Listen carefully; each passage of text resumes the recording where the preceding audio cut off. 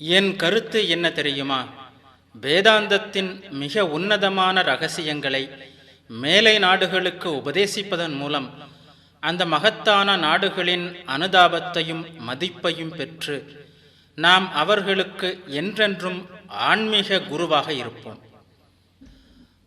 அவர்கள் எல்லா பௌதிக விஞ்ஞானங்களிலும் நமக்கு ஆசிரியர்களாக விளங்குவார்கள்.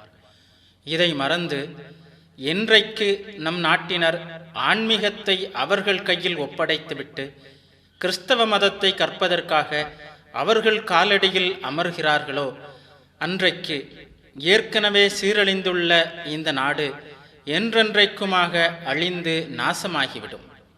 மனிதர்கள், சொந்த சகோதரர்கள் பசியாலும் பட்டினியாலும் செத்து கொண்டிருப்பதைக் கண்டு அவர்கள் உயிரை காப்பாற்ற ஒரு பிடி சோறு கூட தராமல், அவர்களிடம் சிறிதும் இரக்கம் கொள்ளாமல், விலங்குகளையும் பறவைகளையும் காப்பாற்றுவதற்காக உணவை வாரி வாரி தரும் சங்கங்களிடம் எனக்கு சிறிது கூட அனுதாபம் கிடையாது. அத்தகைய சங்கங்களின் மூலம் சமுதாயத்திற்கு ஏதாவது நல்லது நடக்கும் என்று நான் நம்பவில்லை. எனக்கு எங்கிருந்தாவது பணம் கிடைத்தால் அதை நான் மனிதர்களின் சேவைக்காகத்தான் முதலில் பயன்படுத்துவேன்.